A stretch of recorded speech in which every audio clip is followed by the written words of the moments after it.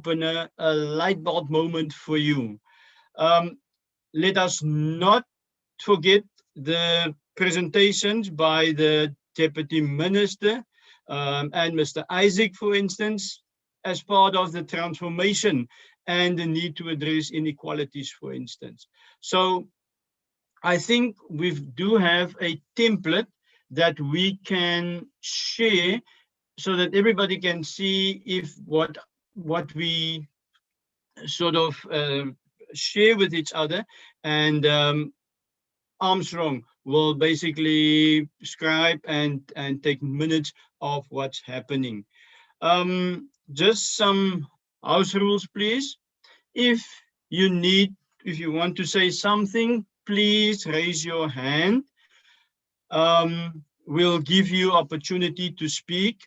And let's make sure that everybody in the audience participate as well. There's also a chat that you can sort of ask questions, make some comments as well. And hopefully we will be between myself and Armstrong, we will basically manage and see how we can address all of them. So welcome, and let's hear from you. What do you think, and how do you think we need to sort of to have the success for STEMI Olympiads and competitions? How do we need more collaborations, partnerships, cooperative opportunities, something that you've heard, or some other suggestions that you can basically also share with us? So the floor is open. Anybody, please, any comments, any way to start, please? Ambrose, sorry, Armstrong, are you going to share it on the screen or not? I can share if the people want us to share, but the main thing is for people to talk and discuss, and then I capture what is being discussed. So I just need the key points and the proposed action and the key responsibility, the time frame, then we record that as that. Okay. All right, Ambrose. What I'll do is I'll also share some of the information and some of the questions that we need to address, and maybe we'll take it the way that I'm going to do it, to share it now. And give me just a second.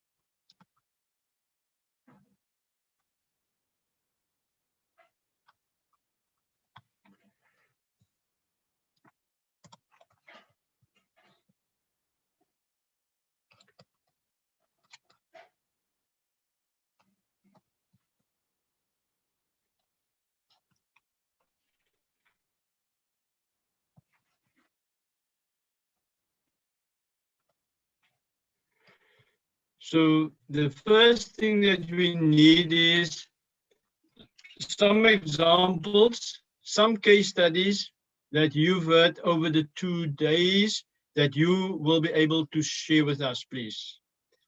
And I'm going to stop share so that I can see what's happening on the screen. Otherwise, I won't be able to see. Thank you. Okay, Parthy, I see your hand.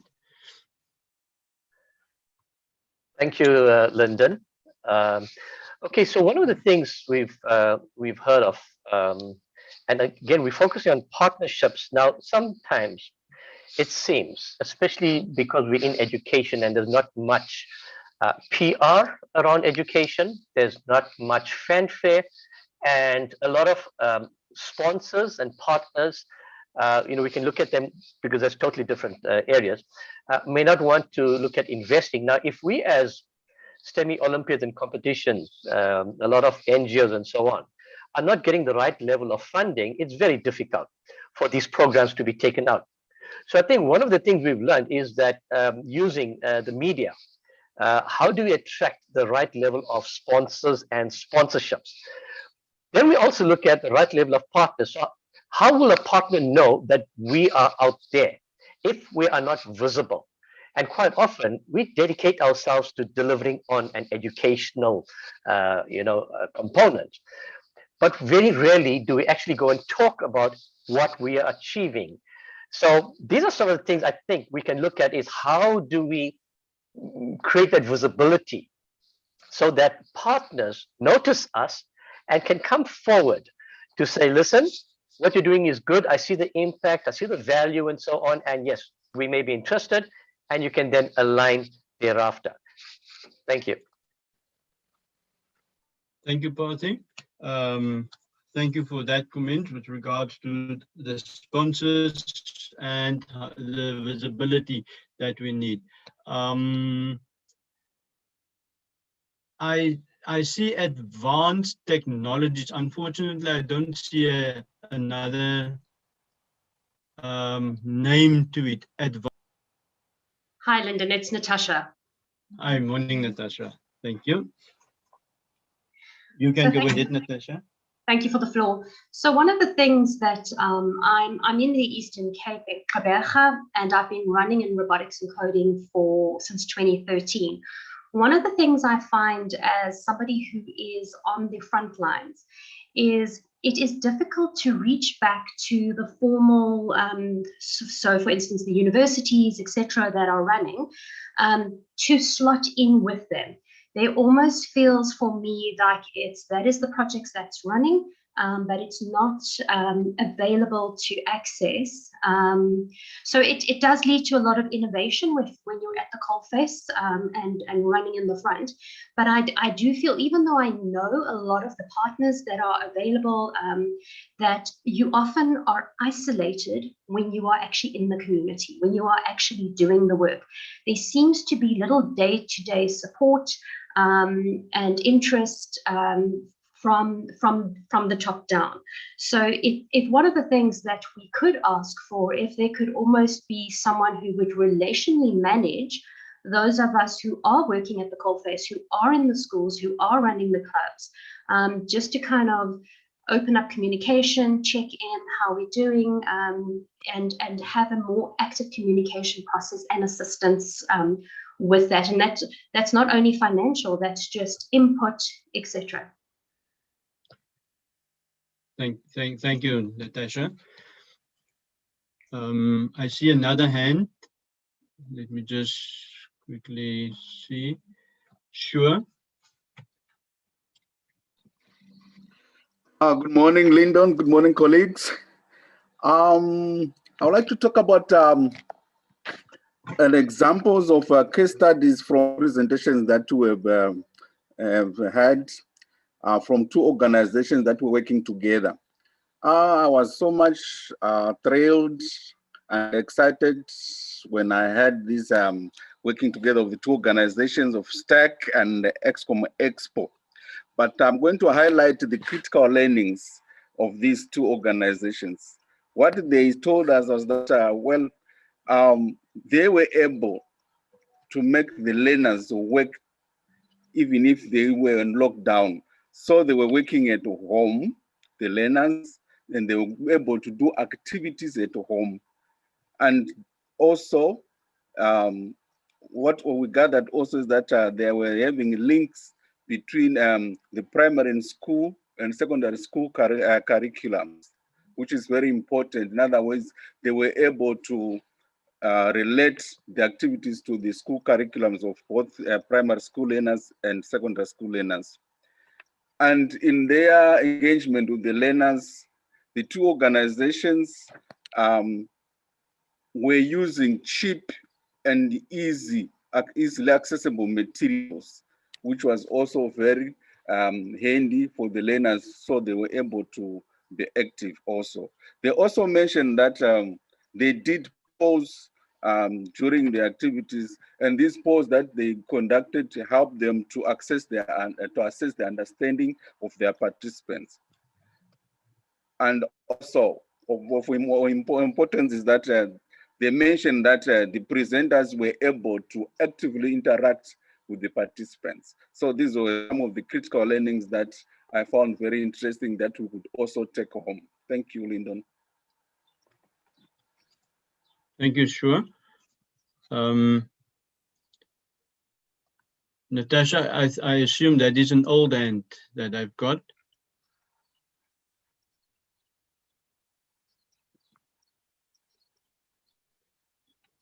Okay.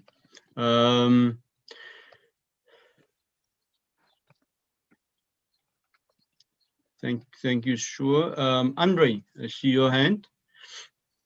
Thank you, Lyndon. I'm Andre Schlemmer from also from Port Elizabeth, Gqeberha, and I'm the provincial coordinator also for Expo for Young Scientists and in the Eastern Cape. So again, I think the one thing I've realized with all the speakers and all the presentations that we had here as well, and especially what Shura has just mentioned with the STEC program that we are following as well.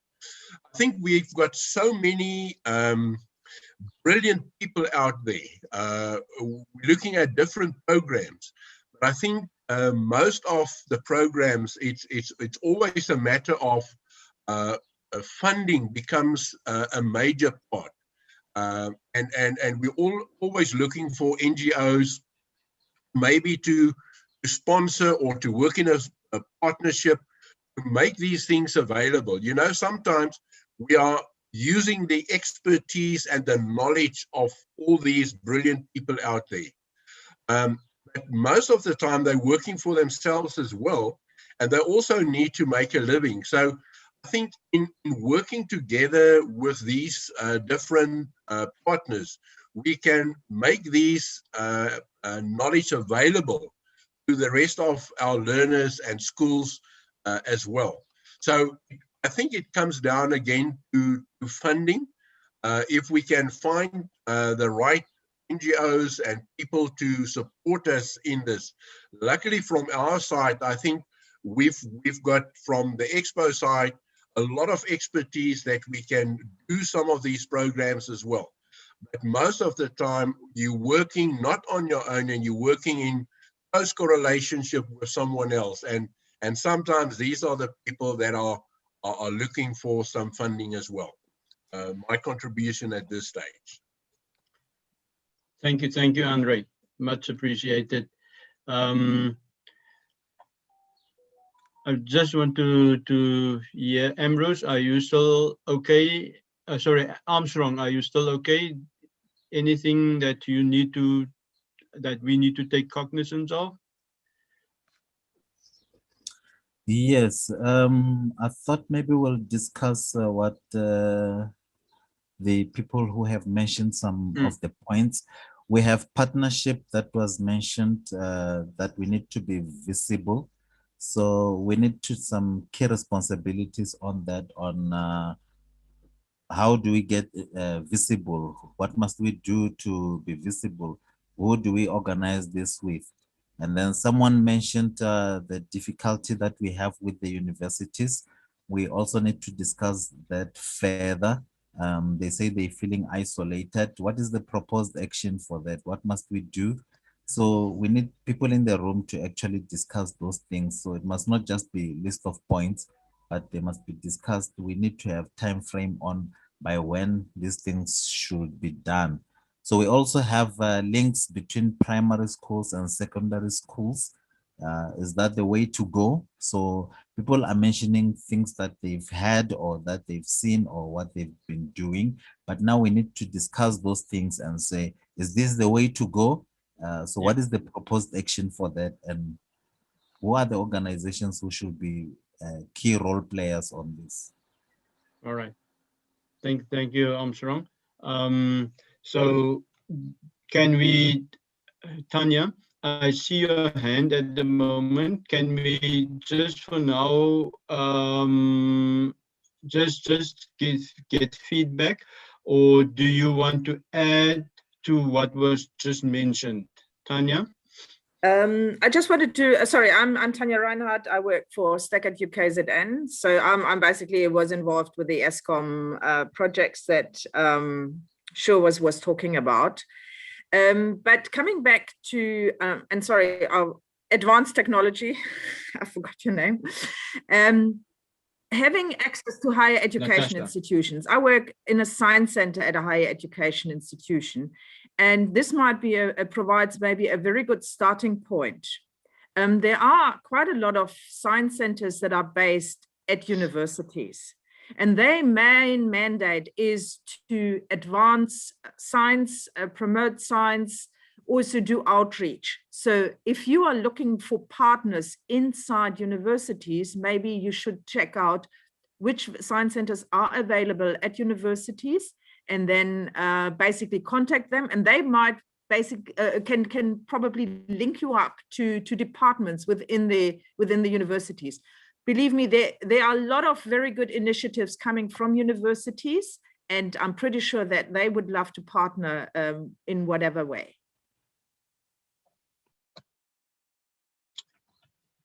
Thank you, Dr. Tanya. I see another hand.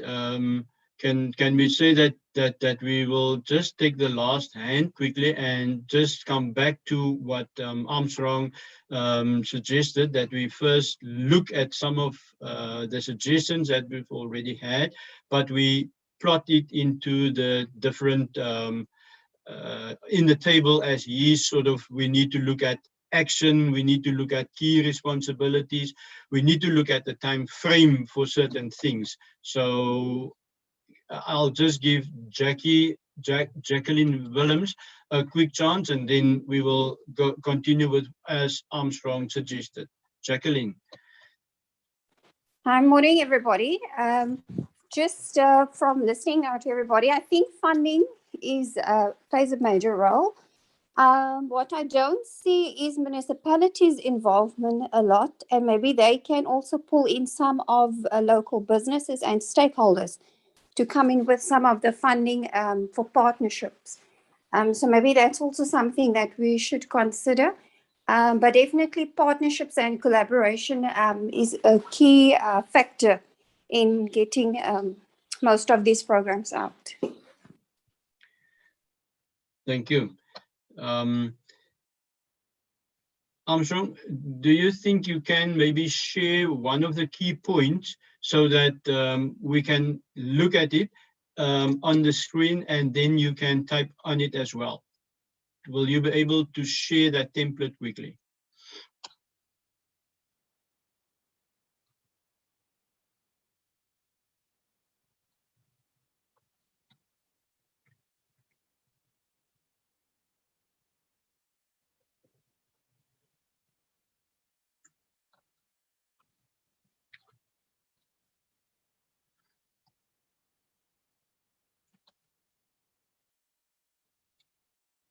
Thank you, Armstrong.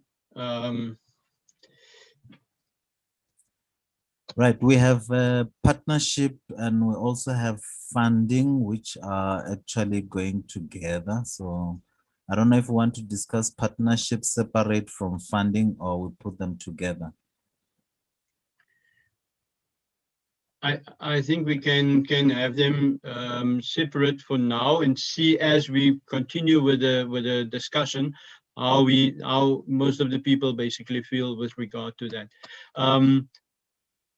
At the moment, I really can't see on my side. Can you maybe just increase the table a little bit on your side?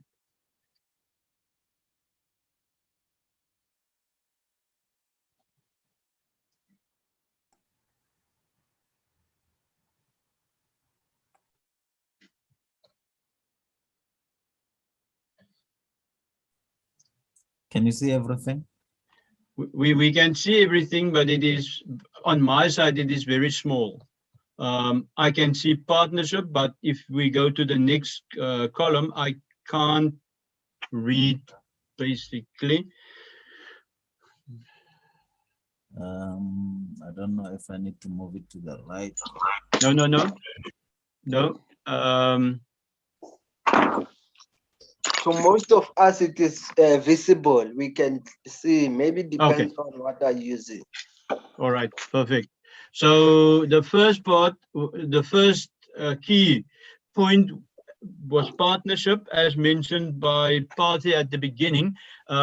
So we are looking at key responsible entities, organization, or role players as examples in that case. Patty, do you want to add to your bit? I see another hand, Xavier. I'll get back to you. Can I just find out from Patty if he's got something to add, maybe as part of key responsibilities?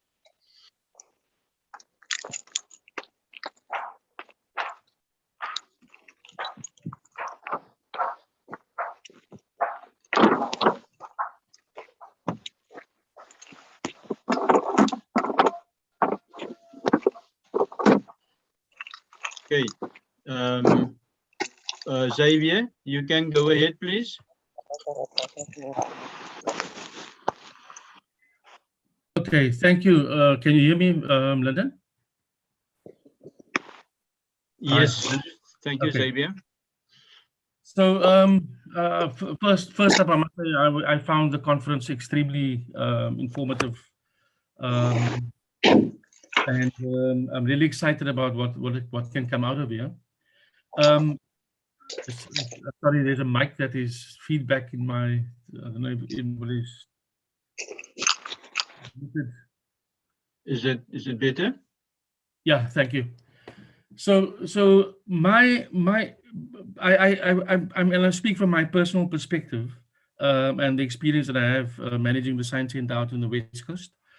I find that the key for me in terms of collaboration, and collaboration is the key to execute the strategy. And I've mentioned this in the comment before. I just feel that collaboration without the context is that we're just clutching our straws with this. We can be overwhelmed with so many organizations that are doing similar things. But how do we execute that at the local level, or execute that at the school level? And I find that if a school doesn't have a STEMI strategy, then any organization that has a flavor of the month, as David from UCT mentioned, is then attained depending on the need of the school. So to me, what is key is that all collaboration should be driven by a strategy. If a school or a strategy needs to take cognizance of the environment within which it operates. If I understand my local environment, I can collaborate with my local stakeholders. Organizations like the ESCOM Expo is on a regional level, and that should be built into the strategy. So in other words, when I plan or strategize, all these factors need to be taken into consideration. I must understand my local environment, and I need to understand the regional and the national environment. So the point I was trying to make is that I feel that collaboration is key, but it has to be part of a strategy that is, and I feel here is the assistance is required for schools specifically to develop a sound STEMI strategy where they would take their own local conditions into consideration and plan for that. Thank you. Thank you, Mr. Xavier.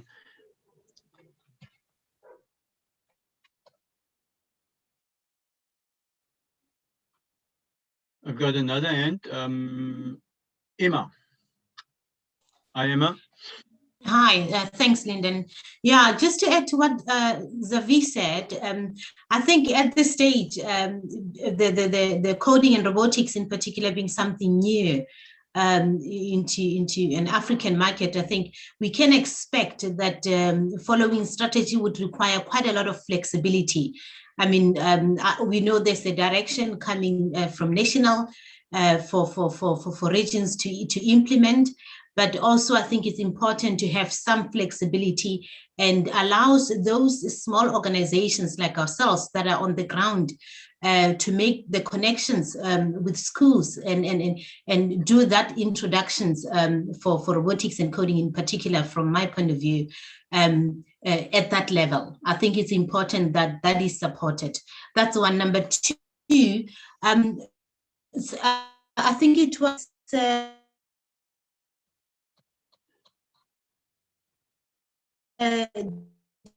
Denise, sorry, I mean, for example, I've tried to reach out to local councillors to try and get support to bring communities.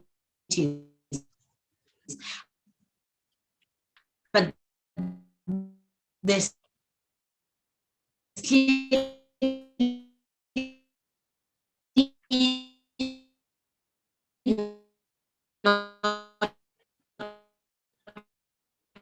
Emma, I'm not sure if support coming through. Armstrong, I hope you could catch that, because on my side, sorry, Emma, I couldn't catch the whole sentence. You seem to break up. Yeah, it was breaking a lot. I didn't hear anything. All right. Emma, if you get a chance again to reconnect or to get a better connection, please, we will give you another chance to forward. I think we got your first point, but I think when you mentioned your second one, that is when we sort of lost you. So please come back to us. With regards to the partnerships again, just looking at the partnerships that we need, and as mentioned, we need key responsible entities, organizations that we can include there with regards to partnerships. Armstrong,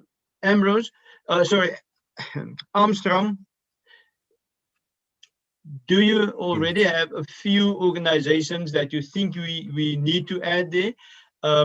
Can we have a time frame from anybody, maybe, just to sort of look at how can we, when is it perfect for partnerships to be opened up, and then also any other related points that we can have. Natasha, I see your hand again. Thank you. Please go ahead. So Lyndon, just answering firstly on the gentleman before Emma speaking about strategy going from local to national, and then also on Emma's point on flexibility. If I look at under the difficulty to reach universities, I must state that I have worked very well with Patricia, with Johannes, and with the university at NNU. I have good relationship there. But with regards to looking at flexibility from national strategy down, I do feel that perhaps one of the key responsibilities might be put onto companies like myself, where if the top could maybe send a one-page form, would say, who are you?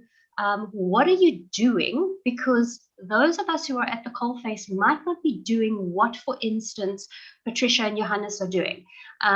For instance, in the Eastern Cape, I was responsible with Johannes for rolling out the FLL junior program for 3 years. And that enabled me to start up the business and get it funded on its own feet. So now it is self-sustained. But the truth is, in the Eastern Cape, these schools cannot afford the equipment. So I had to go look at alternative robots, alternative equipment that could be funded by myself, as well as more likely to be taken on in schools in the local area. So I think if we could have something that says from the top down, a simple how are you doing one-page form where local partners who are at the coalface could say, this week, this is how we're doing, these are the projects we're doing, these are the equipment that we're using, and that could be fed back up to the partners that are actually managing the different sections, so that there is an understanding and a willingness to be flexible from national side, because it's at the local side that we're working. So often a project will come up and it will say, here is a grant available, But what you need to do is do so many teams in so many months in order to access this grant. In the Eastern Cape, I am struggling to get registrations. It's still growing, it's still new. So I actually, even though I work daily in robotics and coding, cannot access that grant because my situation on a local level is that people are not ready to take on the responsibility of being in a team, of entering a competition. The amount of people that is required by that grant. So what I would say is key responsibilities. I think if we as the coalface players could report back to National, that if National could also just acknowledge the flexibility required in different regions, in different metros. Thank you, Natasha. Xavier, I see your hand again. Maybe before you go to Xavier, can I just get something straight? So Natasha is saying that she can be one of the key responsible organization. What is the name of that organization? IC Advanced Technologies Institute. We're trading as Codebot at the moment. I will type it up in the chat so that you can get it, and I'll put my email in there as well for you. Code Robotics. Codebot, I'm going to put it in the chat now. Okay. And then you also mentioned National as a key responsible entity. Must we put it there as well?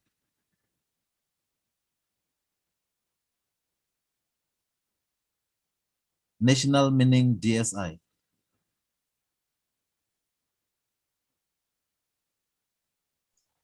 I think it depends on who is going to, so for instance, for me, it's robotics and coding. So I don't know if that would have to go specifically to one of the 4 partners. So that would be up for you guys to decide who is the appropriate person at National.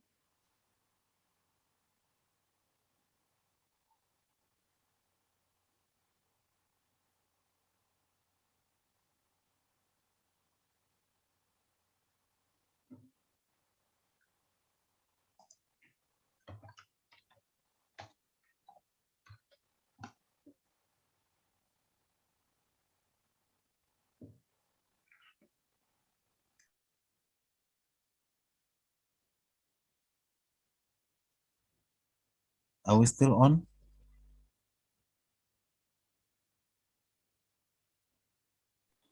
We can hear you. Okay, something happened on my screen. I thought we went off. Do we still have our facilitator?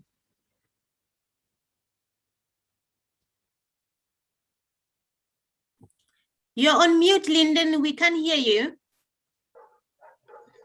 Okay, can you hear me now? Yeah, you're unmuted now.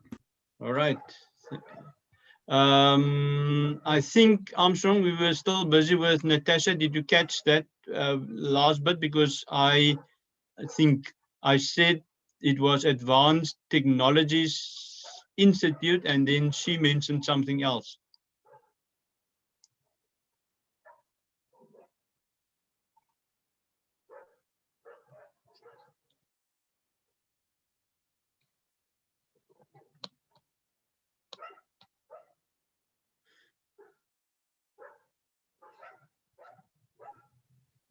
She said she'll put it on chat. I'm waiting for that.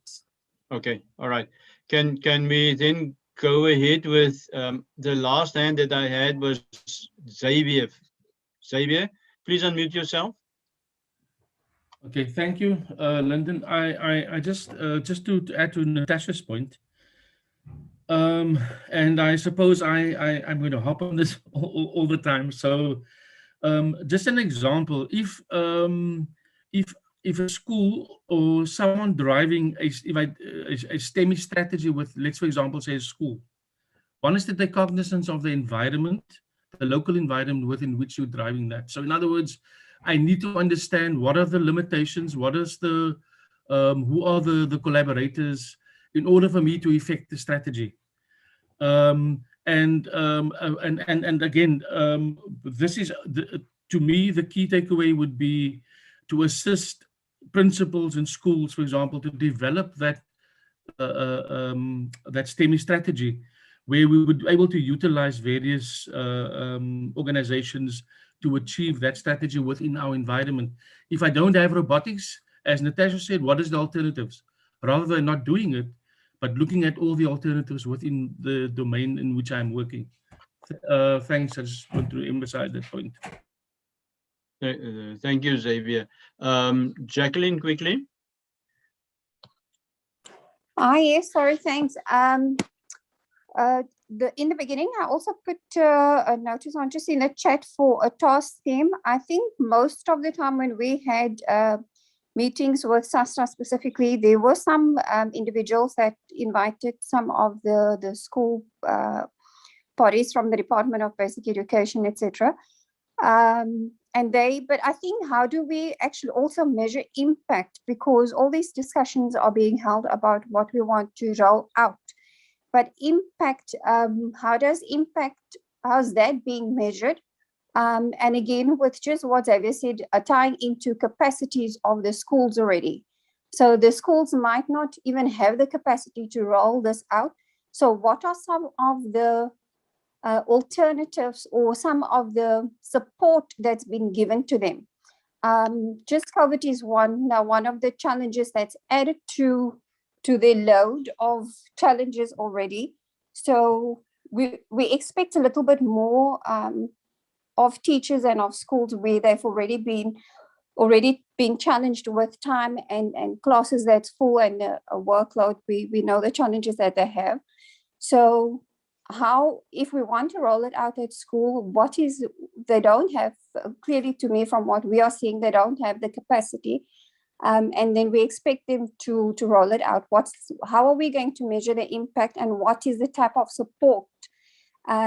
Previously, I'm not sure if it's Natasha or somebody else had mentioned, Tanya maybe, that we can also maybe pull in some of the support of the universities. And then again, it's again from national, how do they coordinate it? Do we then set up a task team and see how we can coordinate all of the schools that need to, because again, you will have the marginalized communities that's going to suffer, that won't have the support, and they are the ones that need the extra support, because just even some of the learners, getting them on WhatsApp for me is now a challenge, because I can't get them on WhatsApp because they don't have funding to buy a WhatsApp bundle. So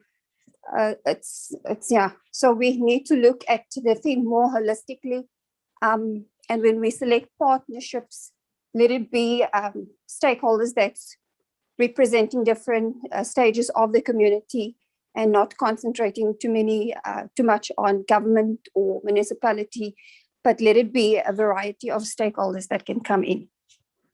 All right, thank you, Jackie.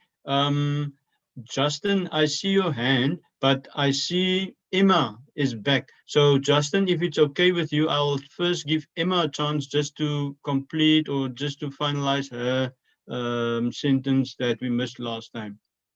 Yes, Emma? Thank you, Lyndon. No, I was just actually following on the point that Jacqueline raised regarding considering some partnerships with local municipalities.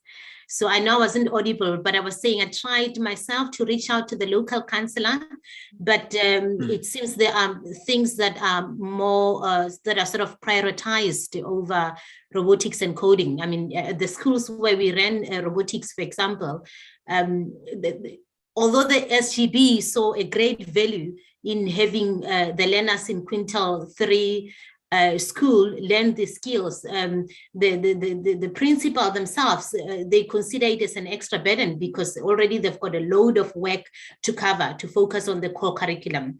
So, you know, how do we get support there as well? And also the point that was raised just now about the teachers focusing on the main responsibilities or the core subjects.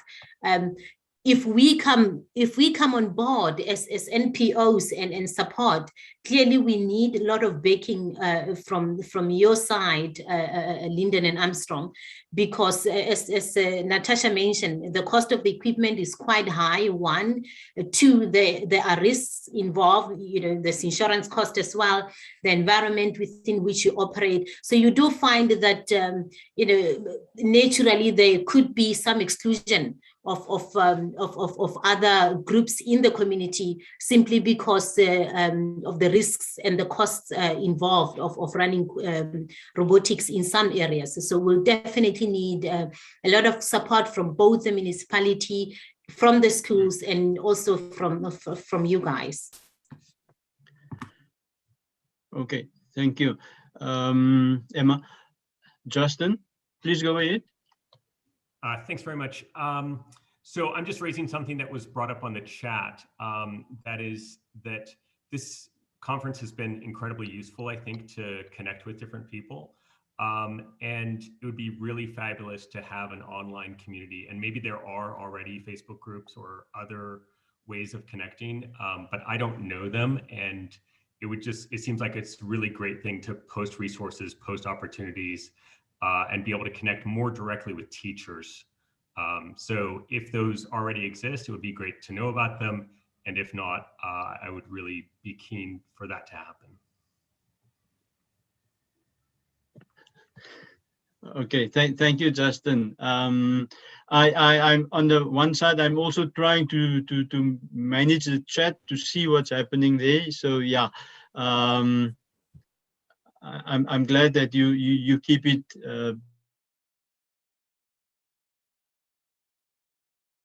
busy on that side. Thank you. Mahlodi, I see your hand, Mahlodi. Yes, thank you. Thank you. I'm Mahlodi Rapala from Zembe district. Our interest is on this robotics. We've got some few schools that happen to attend that coaching course of Dr. Patricia, and they have much interest in the introduction of the robotics into the institution as competitions. How do you help us succeed in what we have the interest on? I'm per se the curriculum advisor, and at the back of me there are a lot of those tools that we were talking about this, and we went together to attend that coaching course, and now we are there. On the is that we need to start, and how do you help us? Thank you. I'm not sure if I missed Mahlodi. Can you just repeat your request, please? Because I seems to missed it. I'm saying we have a number of schools that would like to be in the robotics competition, and we need some assistance to kickstart and have the know-how of doing it, because the knowledge we have gained through the UNISA MOOC courses, we want to put it into implementation and see our learners participating in this type of competition. How do you help us achieve that goal? Thank you. All right. I think that is something that we need to look at. I don't think Dr. Patricia is in this audience, so maybe we'll forward that to her as well. Just coming back to somebody that mentioned something in the chat quickly. Just Carol wants to say something, but I can't see Carol's. Okay, Carol. Hi, Lyndon. Oh, thank you very much, Lyndon, and to everybody. I'm listening, and I've been here for the past 3 days, and I don't know how to delicately phrase this that it sounds correct, but as I'm listening and hearing, there's such a great opportunity that I would like this group to perhaps tell us how we could make it work, because as a manufacturer, that's what we're, a for-profit company. So we're not an NGO or an NPC, but we develop new products and we manufacture only for hands-on STEM. We've just brought robotics, the most amazing innovative robotics programs and products that we are busy developing. And we now are wanting to take, as an example, the Ripple tank that we manufacture, design, make, but we're wanting to link it to robotics. So we have the software, we have the South African written programs, we've got everything we've designed and developed, but now we need young minds that are innovative, that can take our dynamics track, that can take our Ripple tech, that can take everything and turn it into whatever they want it to be. Is that not something that we should possibly be discussing with everybody in this group, or with you guys that do the Olympiads and with the Expo Science? Because this could be, I mean, in terms of us donating to a center to be managed, monitored, whatever, then you can take it and, or the learners can take it and do what they want to. I don't know if this is the right platform for that, Lyndon, but it just seems to me like such an amazing opportunity for everybody in this circle. Thank you for that. I think it is something that when we open up again for new discussions, that we will have a look at that. So thank you for bringing that under our attention, Carol. I think we need to wrap up on this side, because I think we all need to get back to the plenary session again.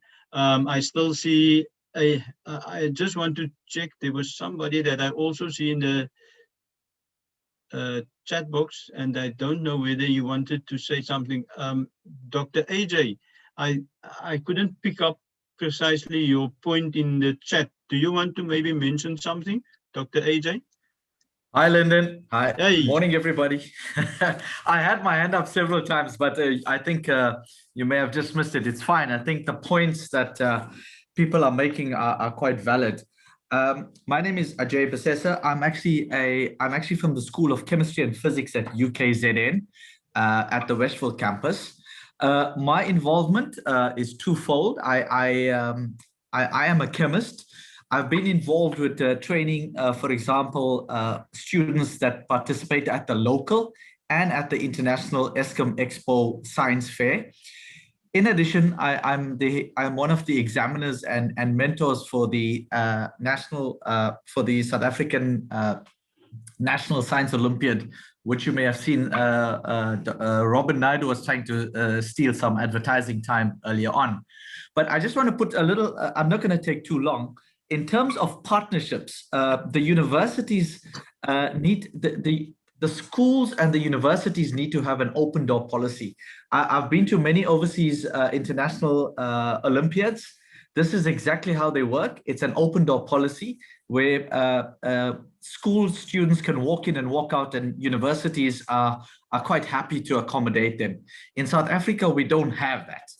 And I think that's the first barrier that needs to come down, is that there needs to be much more an open door policy between schools and universities. Personally, I can tell you the universities are really have an open door policy to assist you. But having said that, there needs to be a synergy. Obviously, universities need to get something out of it. Academics are really busy with teaching, with research, but they do have time. And one of the things that we found, and this is, we train students that go to the International Junior Science Olympiad, and we train students that go to the International Chemistry, Physics, and Biology Olympiads. I personally have been involved with the Chemistry Olympiad. This year, it was supposed to take place in Osaka, Japan. So what we do is we do have selection tests, and we tend to attract some of the top students. So the universities are engaging with students. And this is not only taking the top students, but generally what happens is that we find only schools where some of the teachers that show initiative and some of the teachers and parents have got involved to quite a large extent, and they come to the universities. So I feel that the pathway between schools and universities needs to be facilitated or exploited, or that needs to come to the fore. And I know teachers are really extended, and teachers have a lot on their plate, but they will see the value of having to engage with universities. And we've partnered with many schools, and this is not only with Model C, with private schools. I've partnered with quite a lot of the rural schools, and the students have done very well at local and even at the international Olympiads and the science expos. So there is partnership available with universities. Also, my colleague is on the chat, Dr. Reinhardt, and she has done quite a lot of work, outreach work at the Science Center, and that also facilitates quite a lot of communication with schools. And we tend to, have that communication. So there is a lot of partnership available. Thanks, Lyndon. Sorry, I hope I didn't take up too much of time. All right. Thanks, AJ. Xavier, last speaker, please. Okay, Lyndon, sorry, this is just for Carol. My team will never forgive me if I don't use this opportunity. Carol, if you really want to pilot that, Saldanha Science Center is available. Contact me. My details will be on the chat. Thanks, Carol. All right. So, listen, guys, unfortunately, we need to wrap up. I think what we discovered that maybe the 2 days, the 3 days are not enough to really give sort of recognition to all the work that's done at the moment. To really change this whole STEMI Olympiads competitions platform in South Africa, I can pick up from what we've discussed now that we do need collaboration. We do need partnership. So we need to work together to really change this whole scope of STEMI Olympiads and competitions. So I wish to thank you for all your inputs. Thank you for your valuable inputs. Really appreciate it.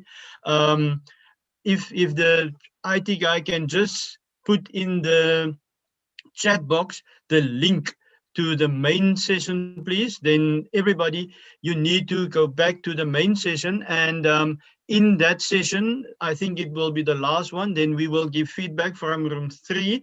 So please continue, and if you've got more questions, maybe put it on that side as well. From my side and from Ambrose side, Armstrong's side, thank you very much, and stay safe, look after yourself, and enjoy the rest of the day. Thank you. Emma, I've put it in the chat if you don't mind. Emma? Thank you very much. I was actually looking for it. Thanks, Lyndon. All right, Emma. Thanks, everybody.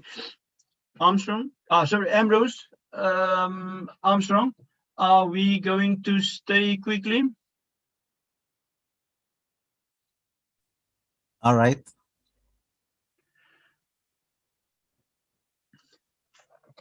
I'll open up the chat in the meanwhile, because I think there's quite a lot of valuable input. I saw something from somebody from Northern Cape, for instance, in also that we need to add to what we're typing at the moment. I picked up the name, but I couldn't. I think somebody mentioned it yesterday as well in a session. Who's that now? Denise Schimmel, the Douglas Science Center. Yeah. Just check in the chat, because he also mentioned there's something about what they're doing in I think I am managing a Maths and Science Center Douglas in the Northern Cape.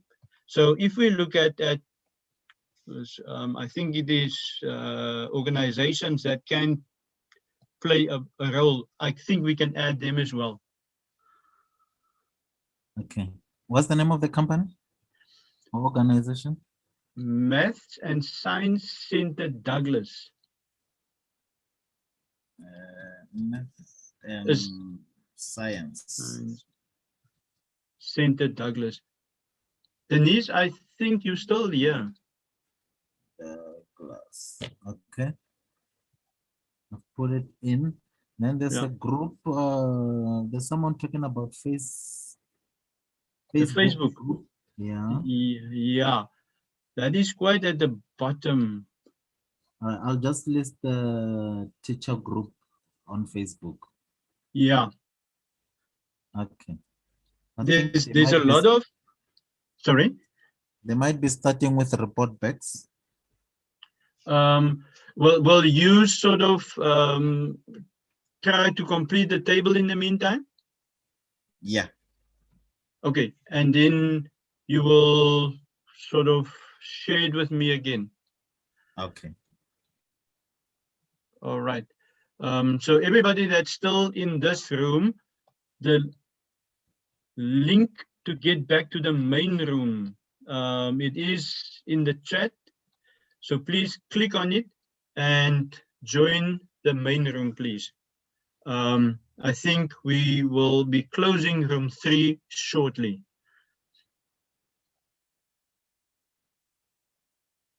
Lyndon, I'm trying to look for your email address and I can't quite see it. I'm wondering if you send it much earlier or just now. It was quite close to the end. It was, let me just check. It was directly to you. Okay, let me just look through it then. Okay, it was around about 11:12. Check in your chat, 11:12. Oh, okay. I'm just going to have a look now. Thank you.